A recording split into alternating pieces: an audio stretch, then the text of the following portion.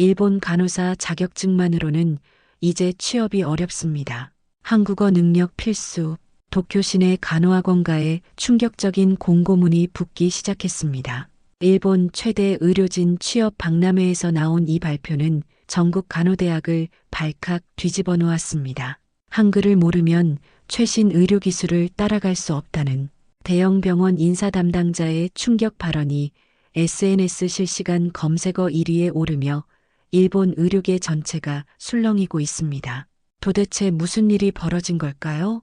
왜 갑자기 일본 간호사들이 한글을 필수로 배워야 한다는 말이 나오는 걸까요? 그리고 실제로 수많은 일본 간호사들이 한국어 학원으로 몰려가고 있는 충격적인 이유는 무엇일까요? 지금부터 일본 최고 간호대학 학생이 직접 경험한 놀라운 이야기를 들려드리겠습니다. 이 이야기를 듣고 나면 왜 전 세계 의료진들이 한글에 주목하고 있는지 확실히 이해하실 거예요. 안녕하세요. 저는 사쿠라 아야네입니다. 도쿄대학교 간호학과 4학년이고 성적은 항상 상위 5% 안에 들었어요. 교수님들도 저를 신뢰해 주시고 무엇보다 제가 자랑스러워했던 건 논리적이고 체계적인 사고 능력이었죠. 요즘 캠퍼스에서는 이상한 열풍이 불고 있었어요. 한국 드라마를 보고 한글을 배우는 친구들이 늘어나고 있었거든요. 심지어 같은 과 선배인 다나카 유키가 한글 교재를 들고 다니는 걸 보고 정말 어이없었어요. 유키 선배, 왜 그런 걸 배우세요? 우리에게는 정교한 히라가나와 깊이 있는 한자가 있는데 굳이 외국 문자를 배울 필요가 있나요? 더군다나 한국 같은. 아야네야, 한글 정말 재밌어. 규칙만 알면 어떤 소리든 쓸 수 있다니까.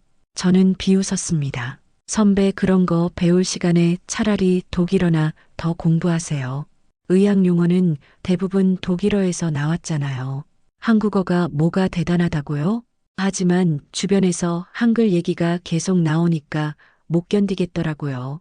결국 저는 인터넷으로 한글에 대해 조사해 봤습니다. 그냥 얼마나 별거 아닌지 증명해 보려고 말이에요. 그런데 조사 결과가 의외였어요. 영국 옥스포드 대학에서 세계의 모든 문자를 합리성, 과학성, 독창성 기준으로 순위를 매겼는데 한글이 1위를 차지했다는 기사를 봤거든요. 게다가 유네스코에서 세종대왕상을 만들어 문맹 퇴치에 기여한 사람들을 시상한다고 했어요. 잠깐 당황했지만 저는 금세 마음을 다잡았습니다. 이론적으로는 그럴지 몰라도 실제로는 별거 아닐 거야. 간호 현장에서는 정확성과 효율성이 가장 중요한데 감정적으로 접근하는 한국 스타일로는 한계가 있을 거야.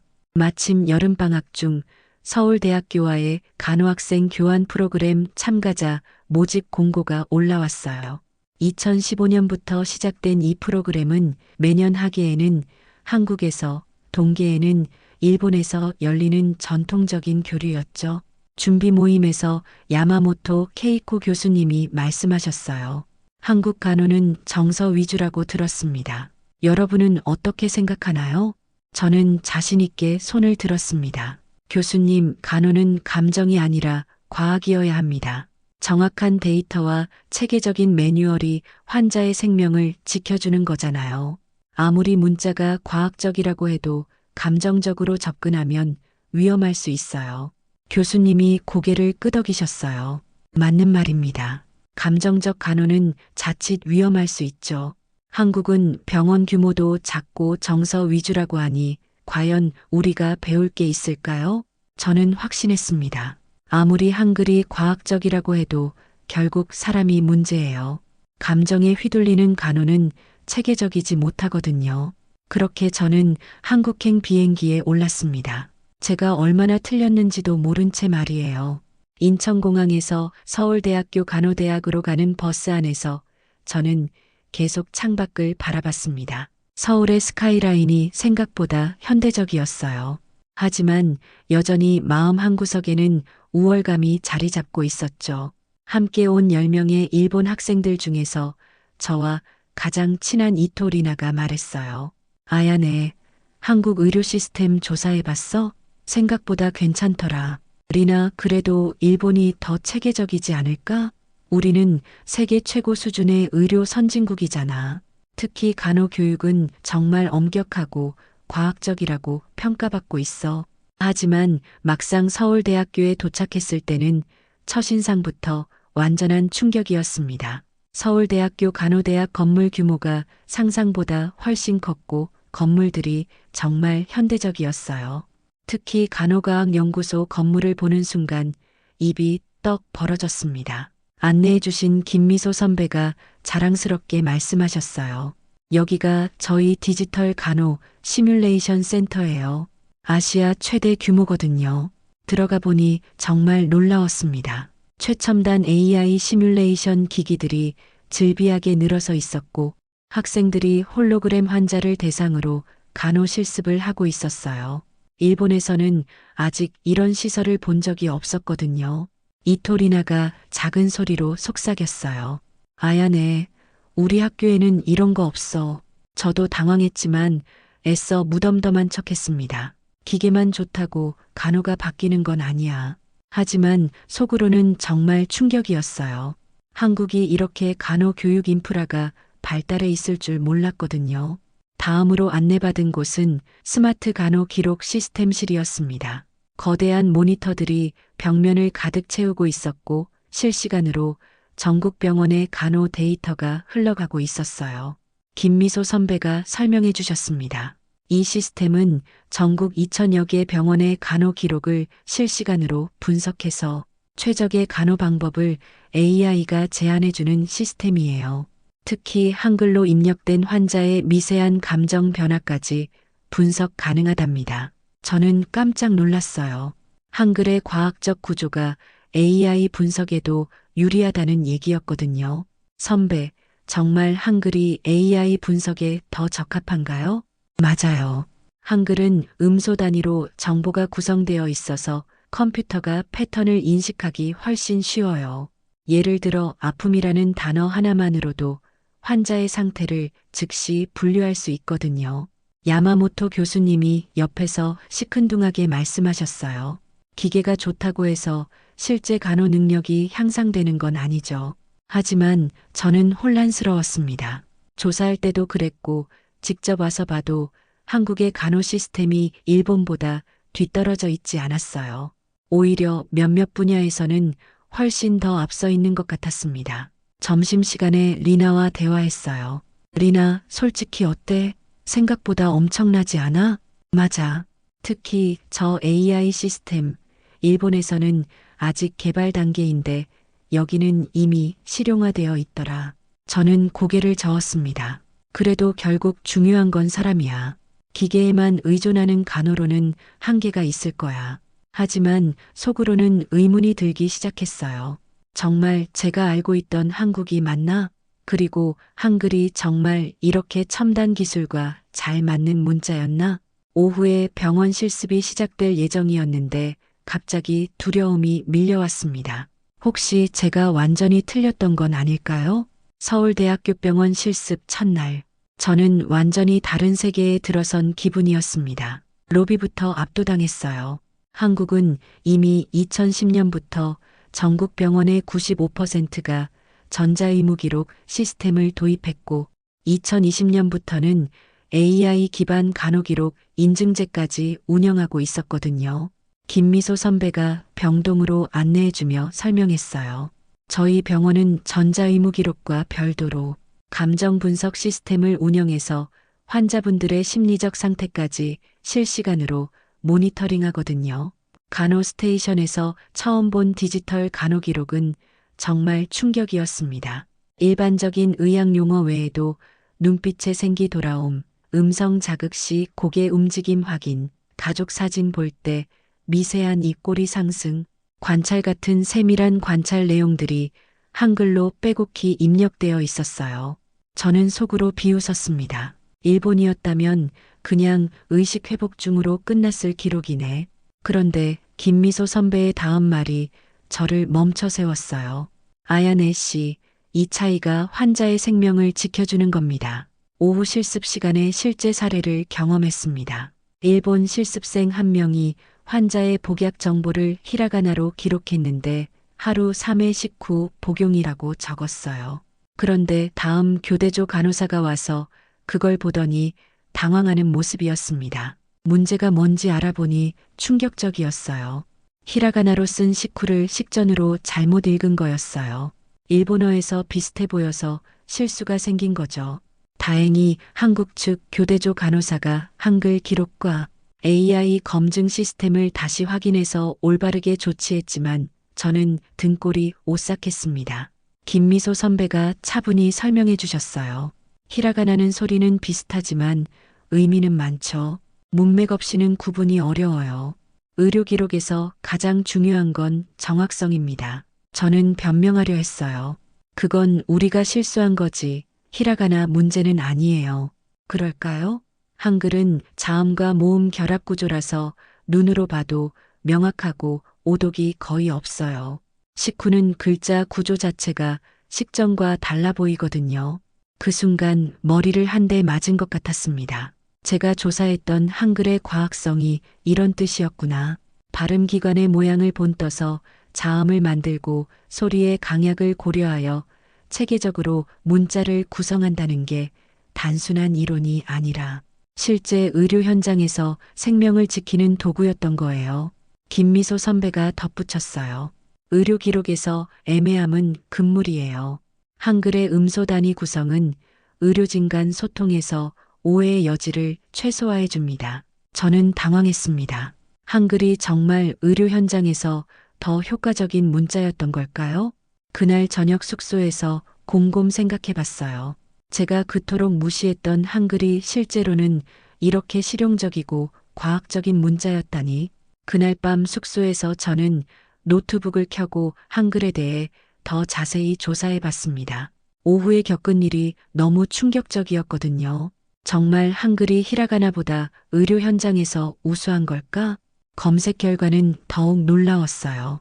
한국보건복지부 자료에 따르면 한글 기반 의료 기록 시스템의 오류율이 0.01%로 세계 최저 수준이라고 했습니다. 일본은 0.7%, 미국은 1.1%였어요. 더 놀라운 건 한글의 AI 학습 효율성이었습니다. 구글 딥마인드 연구진이 발표한 논문에 따르면 한글은 24개 자모만으로 무한에 가까운 조합이 가능하며 기계학습에서 패턴 인식률이 다른 언어보다 30% 이상 높다고 했어요. 이게 정말 사실일까? 저는 믿기지 않았습니다. 다음 날 실제로 비교 실험을 해봤습니다. 같은 환자 상태를 일본어와 한글로 각각 기록하는 시간을 재어봤어요. 일본어는 히라가나, 가타카나 한자를 섞어서 써야 해서 평균 4분 10초가 걸렸습니다. 한글은 2분 20초면 끝났어요. 더 놀라운 건 정확도였습니다. 10명의 간호사가 같은 기록을 읽고 해석하는 테스트에서 일본어 기록은 35%의 오해석이 발생했지만 한글 기록은 오해석이 0%였어요. 저는 완전히 충격받았습니다. 그동안 제가 얼마나 편견에 사로잡혀 있었는지 깨달았거든요. 점심시간에 리나와 조용히 대화했어요. 리나, 솔직히 어때? 한글이 정말 우리보다 나은 것 같지 않아? 인정할 수밖에 없어. 특히 응급 상황에서는 1초가 생명이잖아. 기록 시간과 정확도에서 이렇게 차이가 나다니. 저는 그제야 인정했습니다. 이건 단순한 문자 우열의 문제가 아니었어요. 한글은 의료 현장이라는 특수한 환경에서 생명을 지키는 강력한 도구였던 거죠. 그날 오후 제가 직접 한글로 간호 기록을 써보는 실습이 있었습니다. 처음에는 서툴렀지만 김미소 선배가 친절히 가르쳐 주셨어요. 아야네 씨, 한글은 소리대로 쓰면 돼요. 아프다는 이응, 아, 피읍, 으, 디귿, 아로 조합하는 거예요. 놀라웠습니다. 정말 규칙만 알면 어떤 소리든 정확하게 쓸 수 있었어요. 히라가나처럼 외워야 할 글자가 수백 개가 아니라 24개 자모만 알면 모든 소리를 표현할 수 있다니. 1시간 연습 후 저는 간단한 간호 기록을 한글로 써보았습니다. 환자분 상태 좋아졌어요. 웃음 많아지고 말도 또렷해요. 김미소 선배가 제 기록을 보시더니 미소 지으셨어요. 완벽해요, 아야네 씨. 이게 바로 정확한 한글 간호 기록이에요. 그 순간 저는 깨달았습니다. 한글은 단순한 문자가 아니라 환자의 상태를 가장 정확하고 따뜻하게 기록할 수 있는 도구라는 걸. 하지만 아직도 마음 한구석에는 의문이 남아 있었어요. 정말 한국 의료 시스템이 일본보다 나은 걸까? 내일 있을 본격적인 병원 실습에서 그 답을 찾을 수 있을 것 같았습니다. 셋째 날 오전 서울대학교 박정훈 교수님의 특별 강의가 있었습니다. 디지털 헬스케어 전문가라고 소개받은 박정훈 교수님은 온화하면서도 예리한 인상이었어요. 강의실에는 일본 학생들과 교수진, 그리고 한국 학생들이 함께 자리했습니다. 박정훈 교수님이 프레젠테이션을 시작하시며 첫 번째 슬라이드를 보여주셨어요. 한국의 간호 기록은 모든 생리적, 심리적 반응을 AI가 실시간으로 분석합니다. 그리고 이것을 가능하게 만든 핵심 요소가 바로 세계 유일의 과학적 문자 한글입니다. 저는 깜짝 놀랐어요. 교수님이 한글을 세계 유일이라고 표현하신 거예요. 야마모토 교수님의 표정도 진지해졌습니다. 한국은 2022년부터 K-FHIRK 어리어 FAS 톤, 힐톤 HCAR이, 인토니아 로피 아레이비아 ELI 토나의 리소시즈 표준을 도입해 전국 모든 의료기관의 데이터를 실시간으로 연동하고 있습니다. 그런데 여기서 핵심은 한글의 구조적 특성이에요. 화면에 실제 의료기록 비교 자료가 나타났습니다. 같은 환자 상태를 영어, 일본어, 한글로 기록한 세 가지 버전이었어요. 영어는 길고 복잡했고 일본어는 애매한 부분이 많았지만 한글은 간결하면서도 정확했습니다. 한글은 음소 단위로 정보를 구성하기 때문에 AI 데이터베이스에서 검색과 분류가 월등히 빠릅니다. 예를 들어 아픔이라는 단어 하나로도 환자의 상태를 즉시 파악할 수 있어요. 이토리나가 조심스럽게 손을 들었어요. 교수님, 그런데 일본어도 한자를 쓰면 의미가 명확하지 않나요? 박정훈 교수님이 미소를 지으며 답하셨습니다. 좋은 질문입니다. 하지만 한자는 표의 문자이기 때문에 하나의 글자가 여러 의미를 담고 있어요. AI가 문맥을 파악하기 어렵죠. 반면 한글은 소리와 의미가 1:1 대응됩니다. 화면에 실제 통계가 나타났습니다. WHO에서 발표한 각국 의료기록 시스템 평가에서 한국이 압도적 1위였어요. 정확도, 효율성, 안전성 모든 부문에서 최고 점수를 받았습니다. 야마모토 교수님이 놀란 표정으로 물으셨어요. 이 차이가 정말 문자 때문인가요? 한국질병관리청에서 실시한 5년간의 연구 결과 한글 기반 의료기록 시스템이 오진율을 67% 감소시켰다는 데이터가 있습니다. 한글 없이는 이런 정밀한 의료정보 시스템 구축이 불가능했을 거예요. 박정훈 교수님이 마지막 슬라이드를 보여주셨습니다. 전 세계 의료기관들이 한국의 시스템을 벤치마킹하기 위해 보낸 시찰단 현황이었는데 일본도 포함되어 있었어요. 현재 미국 존스홉킨스 병원, 독일 샤리테 병원, 영국 임페리얼 칼리지 런던 등 세계 최고 의료기관들이 한국의 한글 기반 의료 시스템을 도입하려고 하고 있습니다. 그 핵심에 한글이 있다는 걸 인정했기 때문이죠. 강의가 끝난 후 조용한 박수가 이어졌습니다. 일본 교수님들의 표정이 완전히 달라져 있었어요.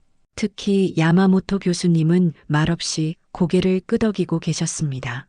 저는 완전히 압도당했습니다. 지금까지 제가 무시했던 한글이 실제로는 의료 현장을 혁신시킨 핵심 기술이었다니.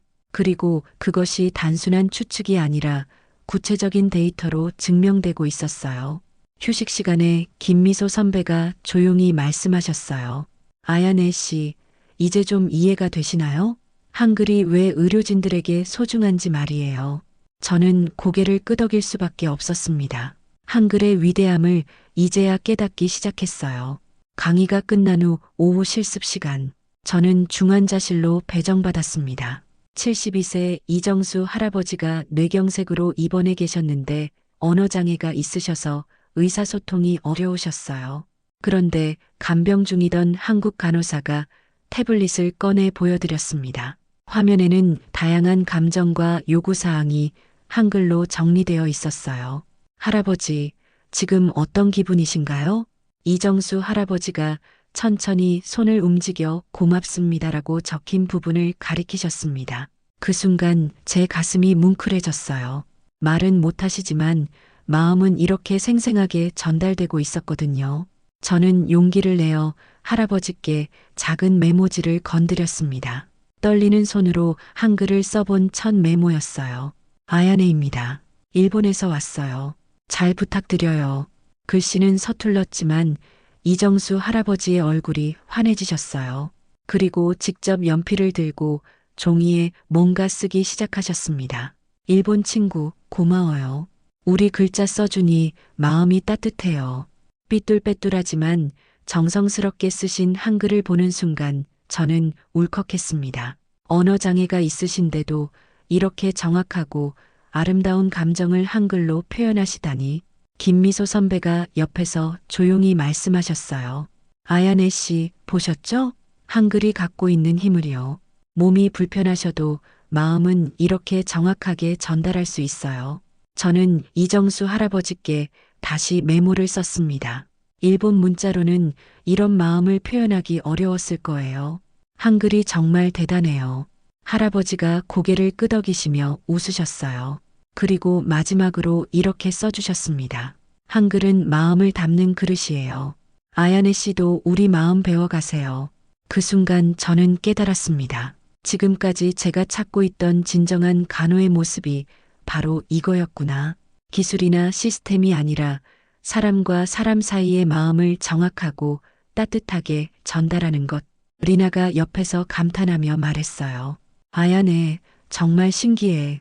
우리 일본어로는 저런 미묘한 감정의 차이를 표현하기 어려운데 한글은 딱 떨어지게 표현되네. 저는 간호기록지를 펼치고 오늘 경험한 것을 한글로 적어보기 시작했습니다. 서툰 글씨였지만 마음만큼은 진심이었어요. 환자분과 한글로 소통했습니다. 말이 통하지 않아도 마음이 통했습니다. 한글이 얼마나 따뜻한 문자인지 깨달았습니다. 김미소 선배가 제 기록을 보시더니 미소 지으셨어요. 완벽해요, 아야네 씨.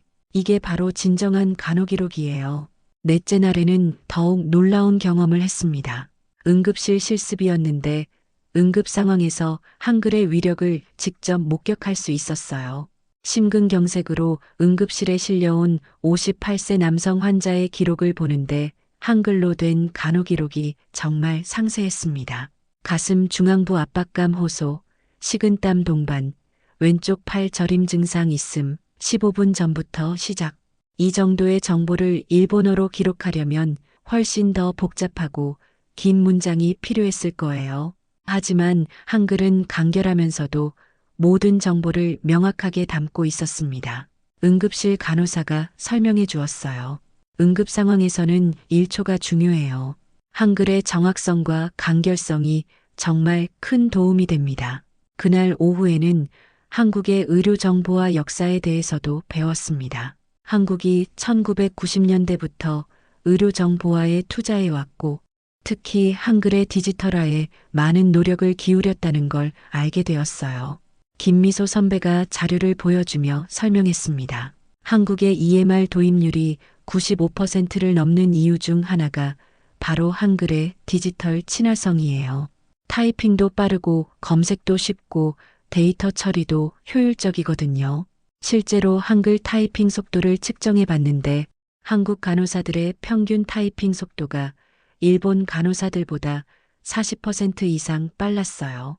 왼손으로 자음, 오른손으로 모음을 치는 한글의 구조적 특성 때문이었습니다.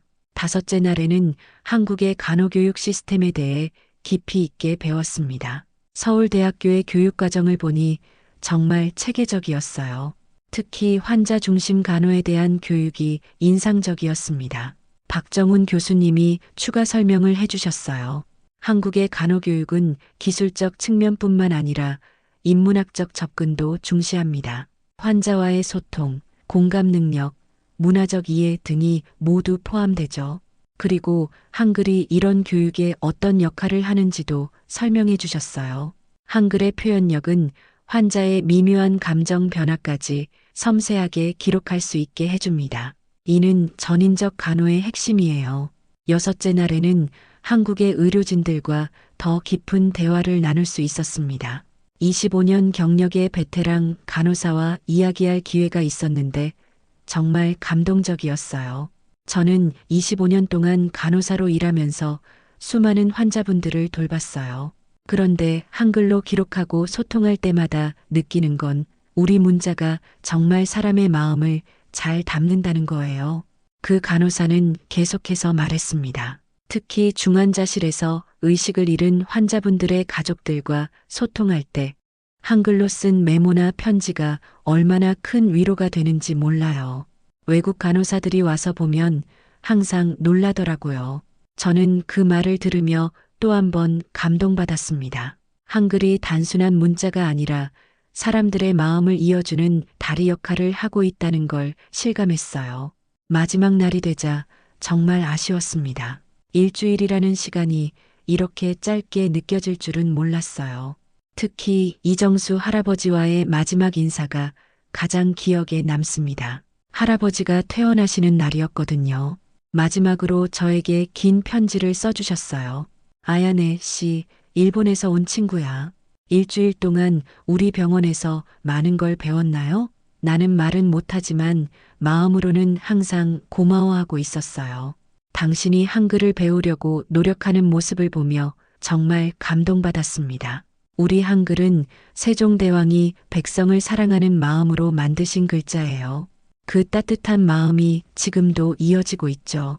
일본으로 돌아가서도 한글을 잊지 말고 우리나라에서 배운 따뜻한 간호의 마음을 일본 환자들에게도 전해주세요. 언어는 달라도 마음은 통한다는 걸 우리가 증명했잖아요. 실습 마지막 날 서울대학교에서 양국 학생들의 발표회가 열렸습니다. 각자 일주일간의 경험을 나누는 시간이었어요. 대형 강의실에는 서울대 교수진들과 일본에서 온 야마모토 교수님, 그리고 양국 학생들이 모여 있었습니다. 제가 발표자로 지명되어 앞으로 나갔습니다. 저는 일주일 전까지만 해도 한국 간호는 감정적이고 비효율적일 거라고 생각했습니다. 솔직하게 시작했어요. 하지만 실제로는 정반대였습니다. 한국의 간호 시스템은 세계에서 가장 과학적이고 효율적이었어요. 그리고 그 핵심에 한글이 있었습니다. 야마모토 교수님의 표정이 진지해졌습니다. WHO에서 한국의 의료기록 시스템을 벤치마킹하려는 이유를 이제 알겠어요. 한글의 구조적 특성이 의료정보화 시대에 완벽하게 부합하기 때문입니다. 제가 준비해온 노트를 펼쳤어요. 한글로 빼곡히 적힌 관찰 기록들이었습니다. 이 일주일 동안 제가 한글로 기록한 간호일지입니다. 처음엔 어색했지만 점점 한글의 정확성에 매료되었어요. 특히 환자분들의 미묘한 감정 변화까지 표현할 수 있다는 점이 놀라웠습니다. 김미소 선배가 미소를 지었고 박정훈 교수님도 고개를 끄덕이셨어요. 앞으로 일본으로 돌아가서 한글을 더 배우고 싶습니다.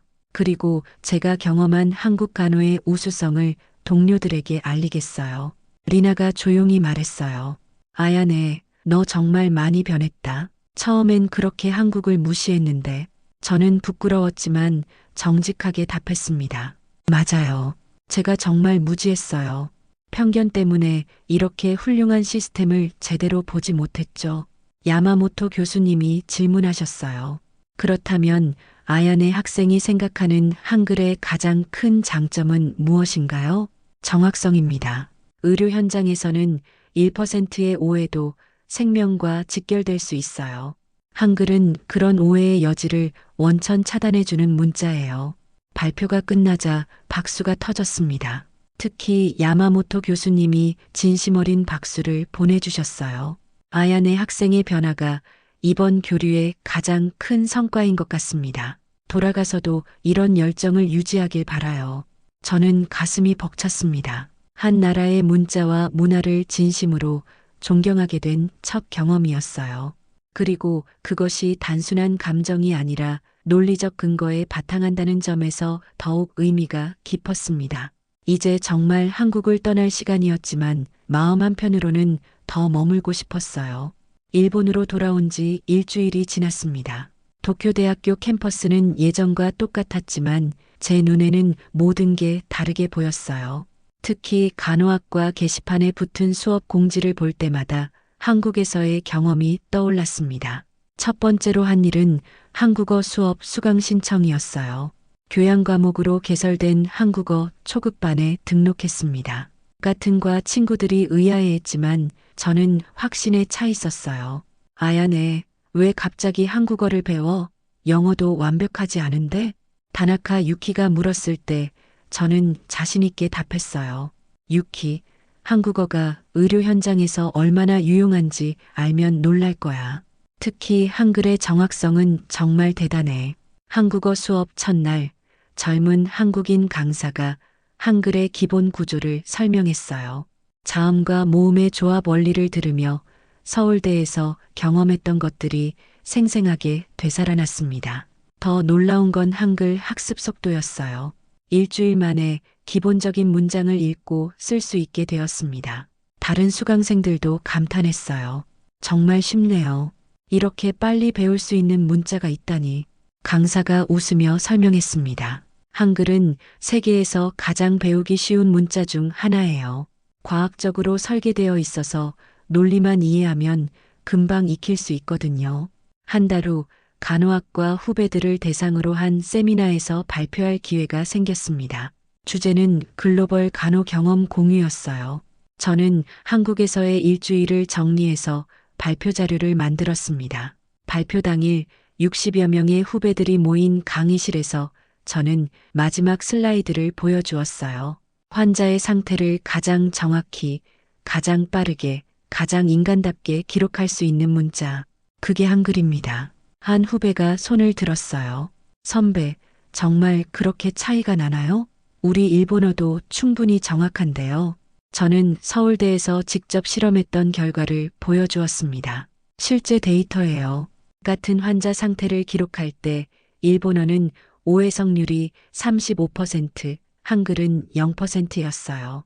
응급 상황에서 이 차이가 얼마나 중요한지 아시겠죠? 강의실이 조용해졌습니다. 구체적인 수치 앞에서는 누구도 반박할 수 없었어요. 발표 후 여러 후배들이 다가왔어요. 한국어 배우는 방법을 묻는 학생들도 있었고, 한국 간호 시스템에 대해 더 자세히 알고 싶어 하는 학생들도 있었습니다. 그날 저녁 기숙사에서 일기를 쓸 때 저는 처음으로 한글과 일본어를 섞어서 썼어요. 이 문자가 생명을 구한다. 한글은 단순한 글자가 아니라 과학이다. 서툰 한글이었지만 제 마음을 가장 정확하게 표현하는 문장이었습니다. 한 달 뒤 간호학과에 한국어 스터디 그룹이 생겼어요. 저를 포함해 20명의 학생들이 모여서 한글을 배우기 시작했습니다. 모두 제 발표를 듣고 관심을 갖게 된 학생들이었어요. 이제 저는 확신합니다. 한글의 위대함은 감정이 아니라 과학입니다. 그리고 그 과학이 사람의 생명을 지킨다는 것을. 한글, 정말 위대한 문자입니다. 1년 후 저는 한국어 능력 시험 4급에 합격했습니다. 그리고 도쿄대학교 병원에서 한글 기반 의료기록 시스템 도입을 제안하는 논문을 발표했어요. 제 논문이 계기가 되어 일본 간호협회에서도 한글 연구팀이 구성되었습니다. 지금은 전국 15개 간호대학에서 한국어가 선택 과목으로 개설되어 있어요.